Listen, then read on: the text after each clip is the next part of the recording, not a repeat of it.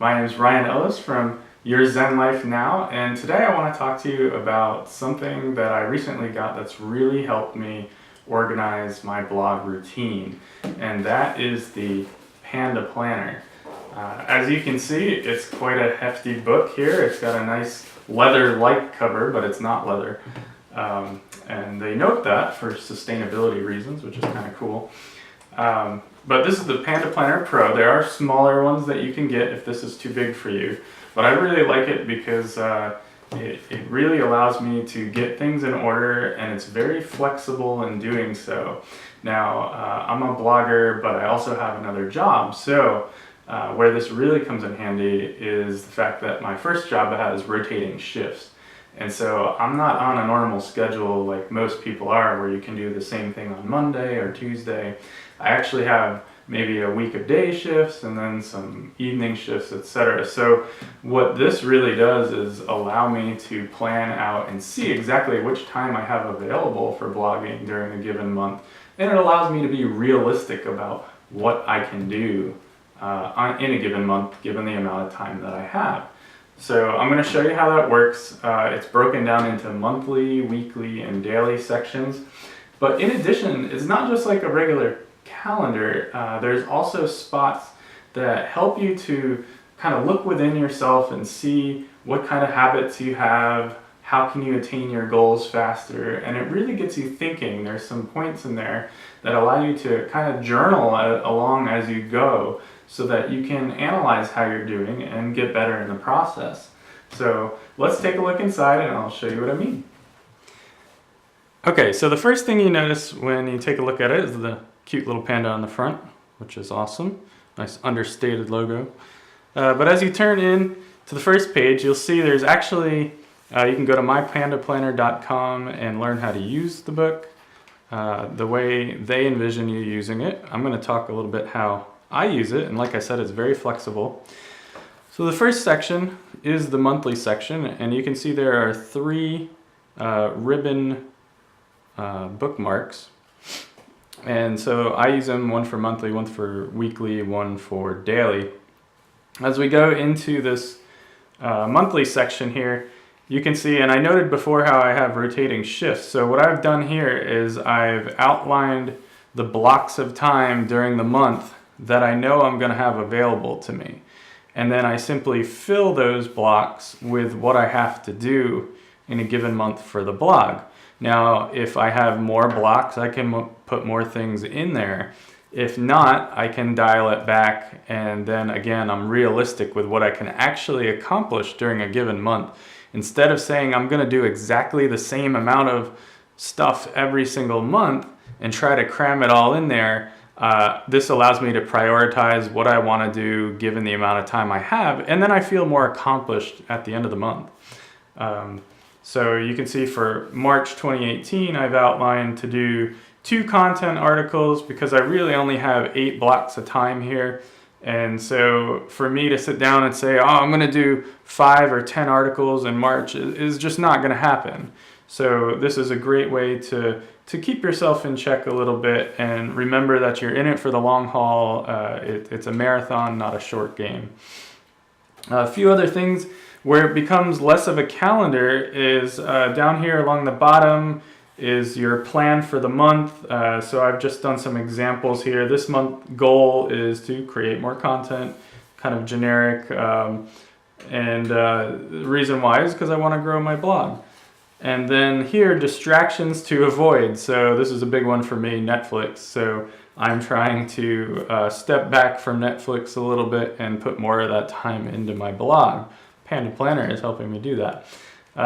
Focus. What I'd like to focus on this month is consistency in my writing and in how I'm running the blog. So that is helpful. And then the notes, and what I like to do with the notes section here is every month I like to kind of check in on where things are. This way I'm doing it once a month, and I'm not going every day and looking how many Twitter followers do I have, how many Pinterest followers do I have. That way I can kind of put that out of my mind, and on the given day here, the 28th, I have stats and revenue check. I go through and look at these. I look at them once and then I put it aside and I'm done.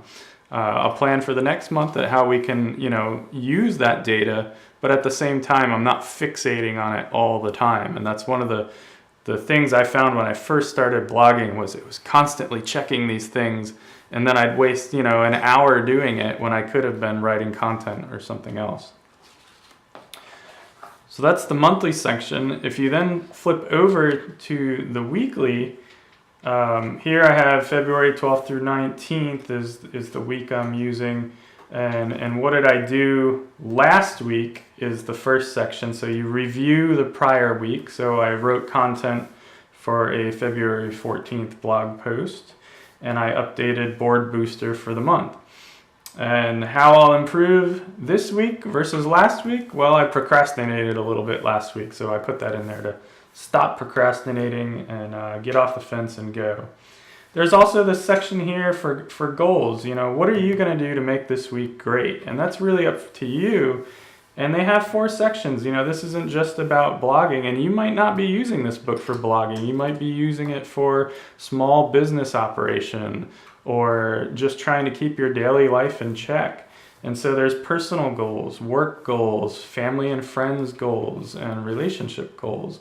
So you can fill them all in. So I just have one example here. And what are you looking forward to this week? Why are you coming to the table and doing this every day? What are the things you want to get out of life? This week it's simple for me. It's Valentine's Day. I can't wait to spend time with my wife and appreciate all that she's done to help make this family work and all the things that I'm grateful for. Then you go to habits. I'm focusing on developing. So you can really check in here every week and say, okay, did I do this last week or not? For me, consistency and focus are the 2 that I'm working on. Then you list your major projects for the week. So this video, of course, is one for me. And creating a landing page, which is how you got here. So I obviously have done that one, and I'm in the process of completing this one now. And my top goal was to finish and edit this video. So that's kind of a broad overview of the week. And then go to the daily section. And so there's one of these for each day. And notice how they aren't dated. And what's great about that is that if you kind of fall off the wagon and you miss a week or 2 or 3, and then you want to step back into it, it's not like half the book is gone and not useful anymore. You can start right where you left off, and maybe say I fall off the wagon for 2 weeks and then I get back on. This next day could be March 1st. And then I still have all the pages in this book to use. So it's not necessarily that you have to buy one of these every year. If you are keeping track of things, you will buy one every year. But if not, or if you're doing something that only requires working in intervals, there's more pages here to do that. So on the daily log, my daily habit, get off the fence, just do it. So you can see I've been working on that skill over and over, not thinking about it too much, just do it. And if it's not perfect, that's okay. I'm grateful for my wife and my son. I'm excited about creating this video today. And make good with your time. You only get so much of it, so make sure you're using your time wisely. And then as we get into the more calendar-like section of the page, my priority today is obviously this video. I planned the video out beforehand, and now I'm shooting the video. And then over here, this schedule tells me, exactly what block of time I'm going to do that in. And how I tend to use it is, I already know I have the block of time from the monthly schedule. I tend to put down what I'm doing as I go along and how long it took me to do it. And then that way, at the end of the day in the notes section, I'll put exactly how much time I spent on my blog. And then I can add those up at the end of the month and see exactly how much time I spent on it and what I accomplished in that time. That way I can see and kind of plan out for the future what I can do given that amount of time, and how can I improve it? How can I do more with less time? So that's how I use this schedule section here. And then at the end of the day, I'll go back and say, you know, today's wins. After I finish up this video, that'll go down as one of today's wins, and how I'll improve in the future. We'll look back and see what I could have done better. But that is the 3 sections of the PandaPlanner in a nutshell. If you go more towards the back of the book, you see all of these pages are still daily pages, but then at the end, there is a section for some generic notes and a very nice document holder pocket on the back edge of the book as well as another kind of elastic band to hold the book together after you close it. So that is the PandaPlanner, and I hope that you found this video useful, and that we will that you'll use it going forward. Now, if you subscribe to my email list, you should have gotten a discount coupon for some money off of a PandaPlanner if you buy it on Amazon. So go to Amazon, search for the PandaPlanner, and you can put that code in for Amazon only. So that is for friends and family. After you buy one, you'll get one as well, so you can pass it on to somebody else, and hopefully they can use it in their life as well. Hope you enjoyed the review of the PandaPlanner. Remember to visit us on yourzenlifenow.com. We are on Pinterest and Twitter, as well as Facebook. So check us out, and don't forget to sign up for our